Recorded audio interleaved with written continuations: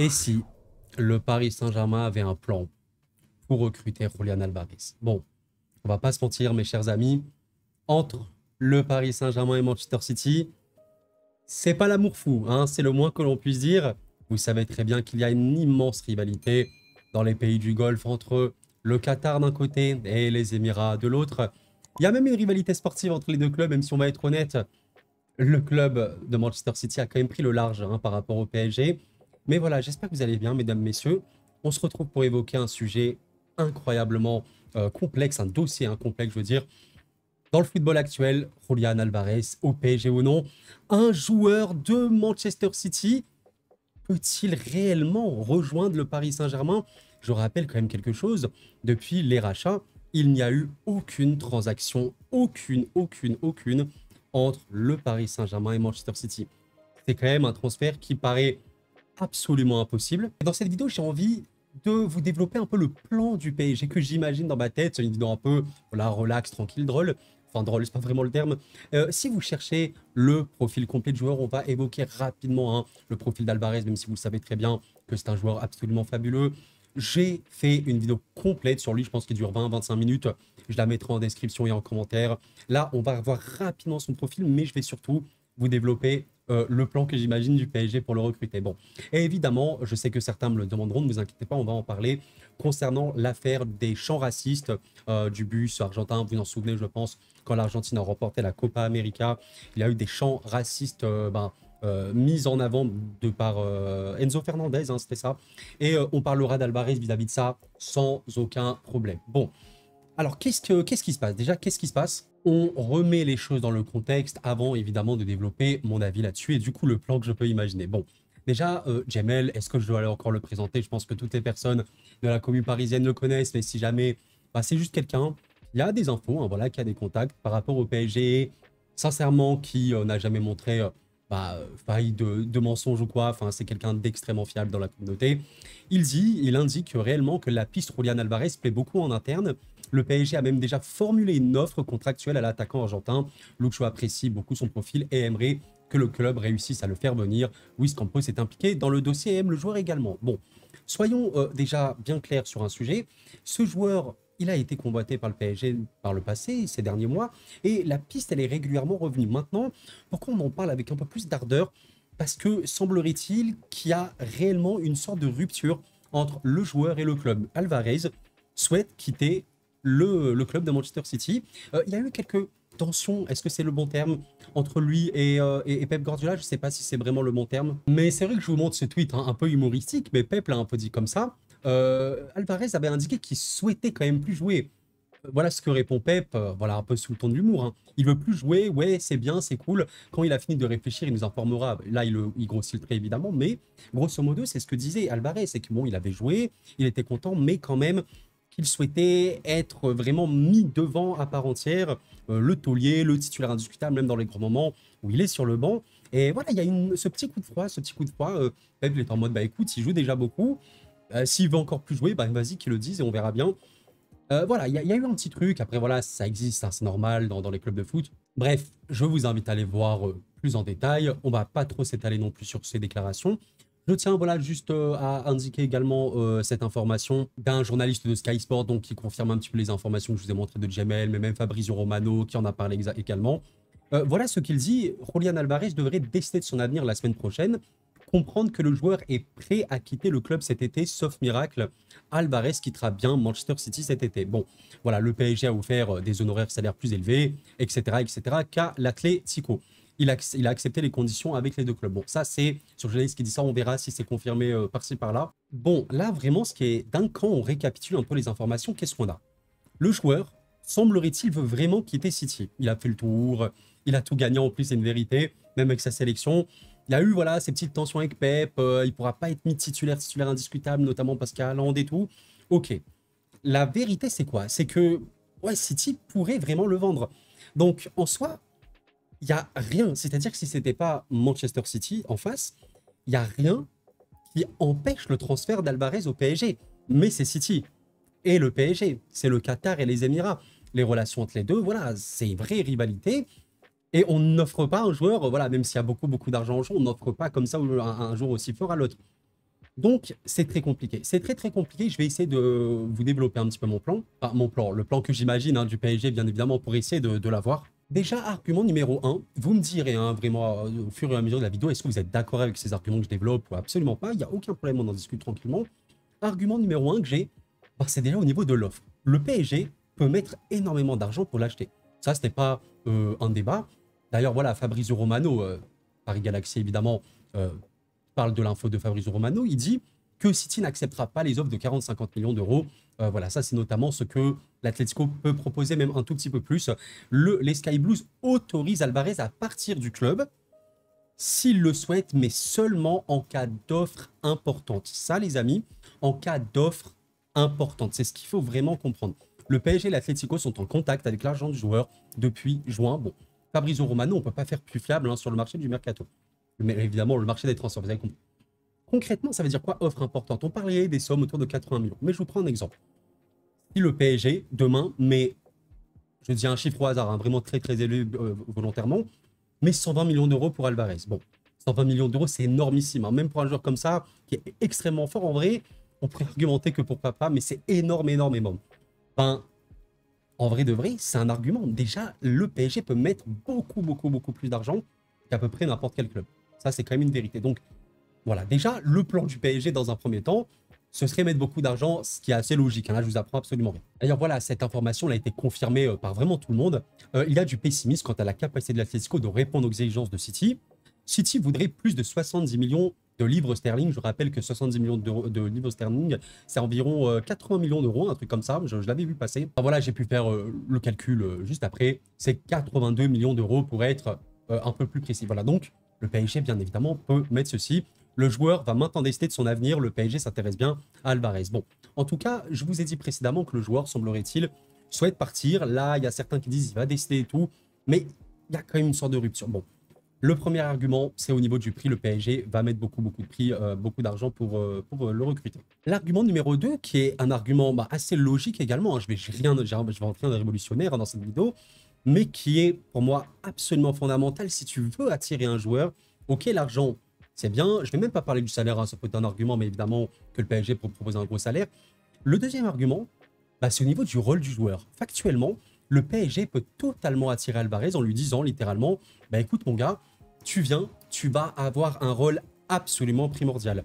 Kylian Mbappé est parti, on a besoin d'un attaquant de classe ultra mondiale, même si c'est un profil totalement différent d'Mbappé, hein, j'en conviens bien évidemment, mais la place, le rôle central dans l'équipe. On est d'accord qu'Alvarez envisagerait quand même de quitter Manchester City de par son rôle. Le rôle d'Alvarez à City, il est un peu flou, hein, c'est un peu une sorte de joker d'ultra luxe, mais c'est pas le rôle central. Alvarez au PSG, il aurait un rôle absolument central, parce que je le rappelle, c'est un avant-centre, hein, évidemment, mais un avant-centre spécifique. J'en ai fait vraiment une vidéo complète, je vous invite vraiment à aller la voir si ça vous intéresse. J'aime beaucoup cette vidéo-là. Alvarez, bon, il serait en concurrence avec qui? Gonzalo Ramos, ok, Ilias Sousni, bon, s'il vous plaît, hein, et Randal Colomani, hein, vous avez compris surtout Ramos et Colomani. Maintenant, j'en ai parlé dans cette vidéo, Ramos, Colomani et Alvarez n'ont absolument rien à voir au niveau du profil. Et je pense sans aucun doute, hein, réellement, même pas que pour le PSG, Alvarez aujourd'hui, il rejoint un club de football. Je pense qu'il est titulaire dans absolument tous les clubs de foot au monde, à part du coup City à cause de Haaland, et peut-être le Real Madrid, parce qu'il y a quand même beaucoup d'attaquants de classe mondiale. Mais à part ça, il est instantanément titulaire. Et il a un rôle absolument crucial, surtout que si on parle un peu de son profil, il a une telle capacité à contribuer au collectif, telle capacité dans la construction, même voilà, dans l'apport des occasions, etc. machin, tellement énorme. Oui, ça ne fait aucun doute que si le joueur vient, il est titulaire. Donc, l'argument numéro 1, le prix qui peut être énorme du côté du PSG. L'argument numéro 2, on va te donner un rôle central. Ça peut être déjà un plan. Voilà, ça c'est déjà la base de la base. Alors le troisième argument que j'ai, et c'est un argument qui peut quand même avoir beaucoup d'importance pour le PSG, Télégraphe l'évoque notamment et d'autres, le joueur doit trancher sur son avenir.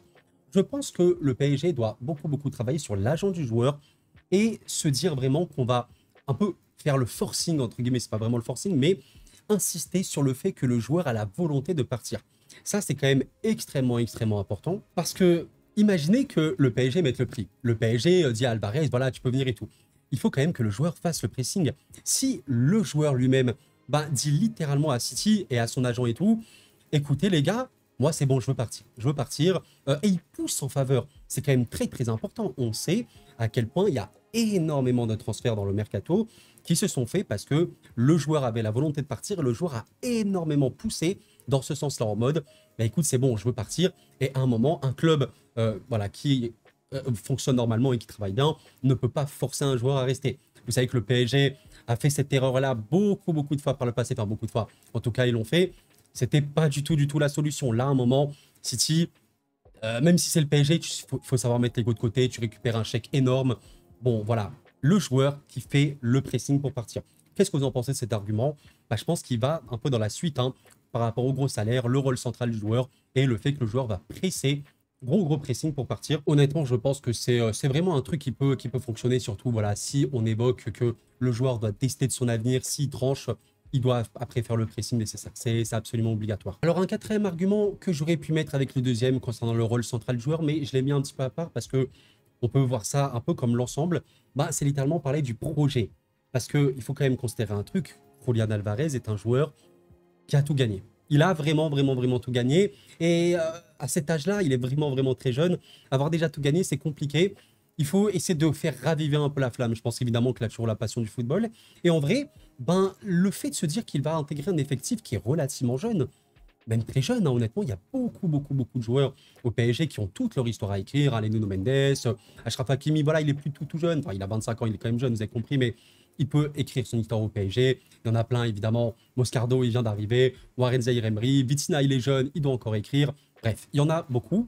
Mine de rien, c'est excitant aussi de se dire que tu as été à Manchester City, tu as fait gagner à Manchester City sa première Ligue des Champions, mais tu n'as pas eu le rôle le numéro 1. Tu as été important dans des moments.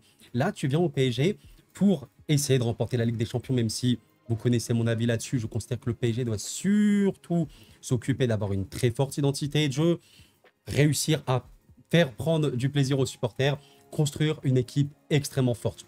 Alvarez va totalement dans ce sens-là, et mine de rien, c'est un argument qui peut exciter. Moi, je me mets à la place du joueur, je suis en mode, je viens au PSG, voilà, c'est un club qui n'a pas connu la victoire ultime en Ligue des Champions, c'est un club qui s'est un peu beaucoup perdu ces dernières années, qui essaie de reconstruire un truc sain, un truc cool. Il y a vraiment des joueurs voilà, de classe mondiale dans cet effectif, des joueurs également jeunes qui peuvent beaucoup grandir.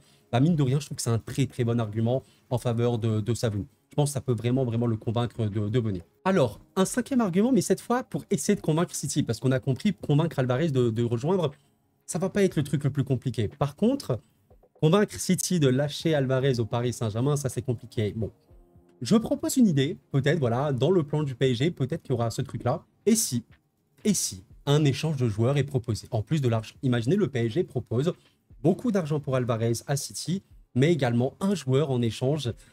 Ouais, c'est un truc assez dingue, mais je vois pas trop quel joueur pourrait vouloir City.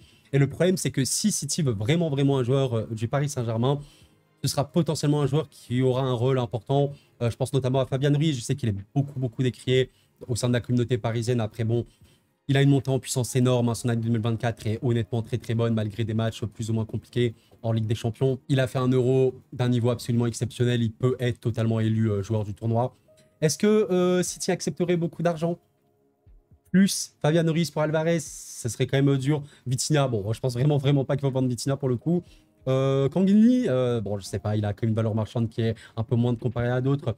Barcola, c'est impossible. Dembélé, je pense pas, parce qu'on n'a vraiment pas d'ailier droit. Bref, Asensio, bon, je sais pas trop si City peut accepter ça. C'est compliqué. Vous voyez, c'est quand même compliqué. Là, honnêtement, je pense que vous le voyez, je me raccroche un petit peu à des branches pour essayer de trouver comment le PSG peut convaincre City. Ça va être la difficulté première.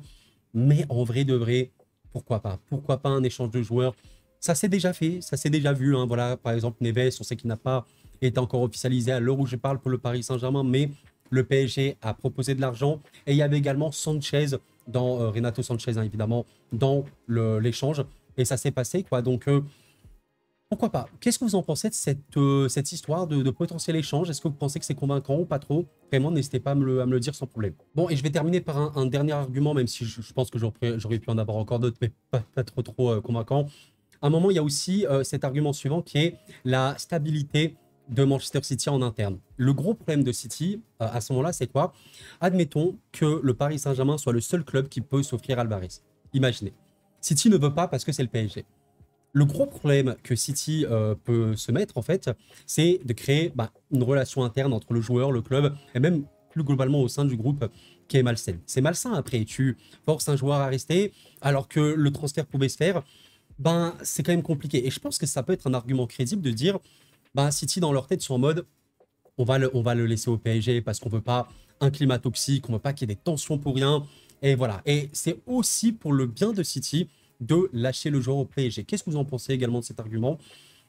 La stabilité psychologique d'un vestiaire est absolument nécessaire pour le bien-être d'un collectif, pour le bien-être d'un club tout entier. Et ouais, je pense vraiment que City, à un moment, ils peuvent se dire, bon, écoutez, là, on n'a plus le choix, on le vend au PSG et basta. Et basta. Bon, écoutez, j'ai essayé, c'est pas un exercice très simple, de développer un plan pour... voilà, pour le PSG, pour imaginer comment essayer de le recruter malgré la rivalité compliquée entre les deux clubs et les deux pays, bien évidemment. Surtout qu'en plus, si on peut ajouter un dernier truc, le temps peut jouer en la faveur du PSG quand même. Ce que je veux dire par là, c'est que, admettons que Alvarez veuille vraiment partir, fait le forcing comme je l'ai dit, etc. Le PSG propose, mais City refuse.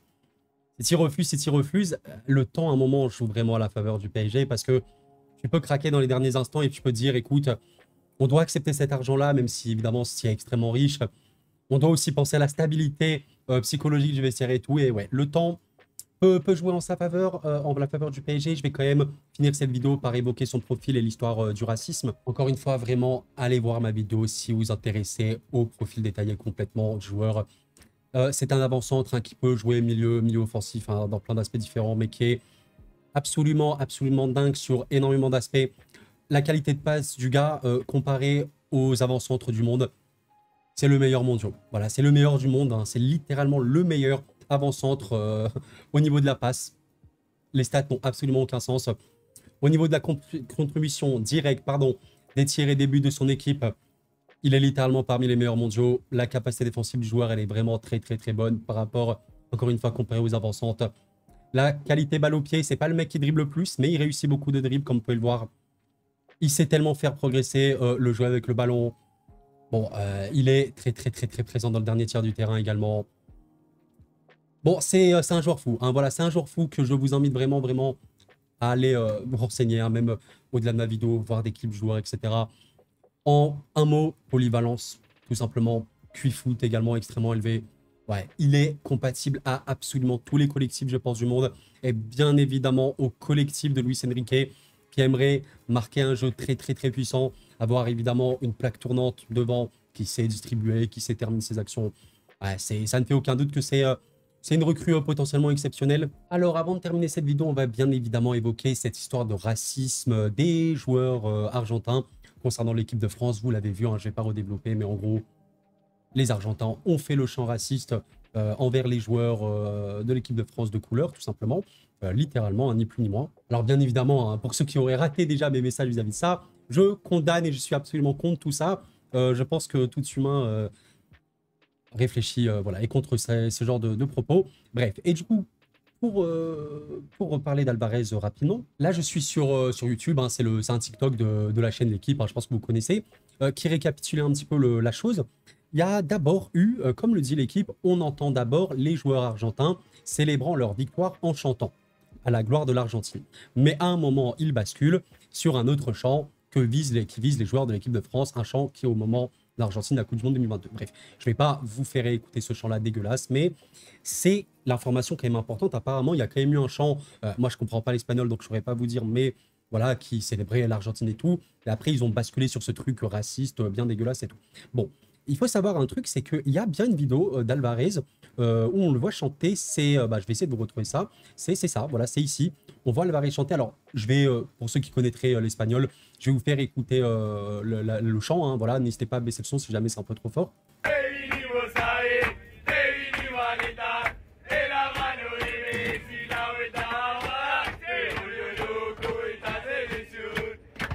Ok, bon, je pense que vous avez compris, ça, apparemment, je ne comprends pas l'espagnol, mais je me fie sur ce qui a été dit. Ce chant-là, c'est bien le chant à la gloire de l'Argentine. Bah voilà, les Argentins ont gagné la Copa América, ils chantent en leur gloire et tout. Bon, bah écoutez, qu'est-ce que vous voulez que je vous dise? Je ne pourrais pas vous apporter autre analyse que ça. Maintenant, il y a eu ce chant-là avec voilà, la caméra qui est tournée différemment. On voit notamment d'autres joueurs danser ou je sais pas quoi. Là, c'est vrai qu'on ne voit pas Alvarez et par conséquent, on ne voit pas chanter. Maintenant, mon avis là-dessus, il est extrêmement clair. Il y a eu chant raciste d'Alvarez ou quoi. Non, honnêtement, je ne pourrais pas vouloir de ça au Paris Saint-Germain dans le sens où c'est des propos très explicites. Et je sais qu'il y a certains qui vont toujours pouvoir trouver défense à ce genre de propos. C'est culturel, c'est machin et tout. À un moment, c'est des termes qui sont graves. C'est honnêtement très très grave de prononcer de telles choses. Et personnellement, ça me gênerait beaucoup trop. Il y a toujours la question de mea culpa, de s'excuser et tout. Et bien évidemment, hein, qui sommes-nous, nous humains, voilà, pour dire définitivement, toi c'est terminé, ne me parle plus jamais et tout. Il y a toujours cette notion de pardon, de miséricorde, bien évidemment. Maintenant, les faits de ce qu'on voit, c'est vrai qu'on n'a pas vu Alvarez chanter au moment des trucs racistes. Mais il n'était pas à la caméra. Peut-être qu'il chantait à l'arrière, mais le peut-être n'aura jamais aucun poids. On ne peut pas voilà, faire un jugement si vous allez faire des cours de droit ou quoi. On ne peut pas juger sous le pour peut-être, pourquoi pas, il semblerait que non. Ça ne marche pas tout ça. Mais clairement, si le joueur a tenu de tels propos, voilà. Mais je pense qu'on le saura jamais. Je pense qu'on le saura absolument jamais. Vous savez que sur cette vidéo, il y avait des joueurs comme, Di Maria, je pense, Di Maria, Messi, peut-être même McAllister, qu'on n'avait pas vu sur cette vidéo. Je ne sais même pas s'ils étaient dans le bus. Mais voilà, par rapport à Alvarez, il était dans le bus, certes. Il y a des gens qui utilisent cet argument, mais Alvarez était dans le bus, donc il chantait. À un moment, les joueurs, ils doivent rentrer dans le bus ensemble. Donc voilà. Et je pense que il y a des Argentins, peut-être que, vous savez, c'est sous le coup comme ça de l'émotion, tu chantes, t'es dans l'euphorie, tu te rends même pas compte de ce que tu dis et t'as des propos comme ça qui sont abominables, qui reflètent pas ta pensée. Et je pense que c'est déjà arrivé à d'autres personnes. Évidemment, ça n'explique pas, ça n'excuse pas, hein, on est bien d'accord là-dessus. Et je le réitère, je condamne absolument ça, la discrimination, tout ce que tu veux. Enfin, je suis quelqu'un qui est pour la paix, honnêtement. Donc tout ça, c'est non, absolument non. Donc voilà, on verra bien ce que dira le joueur, s'il se prononcera vis-à-vis de ça ou quoi. En tout cas, par le passé, Alvarez, si on prend lui en considération, pas les autres, Alvarez n'a pas montré de signes de racisme ou je sais pas quoi envers ses coéquipiers dans sa vie ou quoi. En tout cas, j'ai pas vu, hein, dites-moi si jamais. Mais voilà mon avis là-dessus. Si il chantait, ouais, clairement, je le voudrais vraiment pas au PSG, je vous mens pas. Si il se sent pas du tout impliqué dans cette affaire-là, bah écoutez, c'était tant mieux pour lui hein, déjà. Ça veut dire que quand même, voilà, il a des valeurs qui sont bonnes et voilà, on verra bien. Allez les amis, c'est la fin de cette vidéo, j'espère vraiment que vous l'avez appréciée. N'oubliez pas s'il vous plaît le like et l'abonnement avant de partir, ça aide énormément la chaîne à grandir, à se développer. Regardez, nous sommes de plus en plus nombreux, c'est un immense plaisir comme d'habitude. Je n'ai pas fait une vidéo sur cette chaîne où je n'ai pas pris de plaisir. Qu'est-ce que vous en avez pensé de ce plan, le plan du PSG pour recruter Alvarez, le plan du PSG pour essayer aussi de convaincre City, les meilleurs ennemis?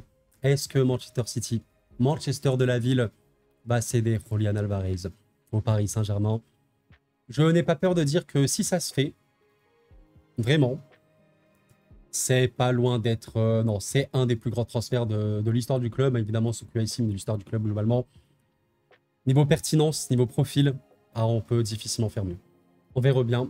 Évidemment, la situation de Ramos et Kolo est assez particulière. Je pense qu'on l'évoquera peut-être dans une autre vidéo, parce que c'est vrai que c'est intéressant de voir ça, et on verra. Les amis, merci d'avoir suivi la vidéo, c'était cool, reprenez soin de vous, sincèrement, et la paix sur vous.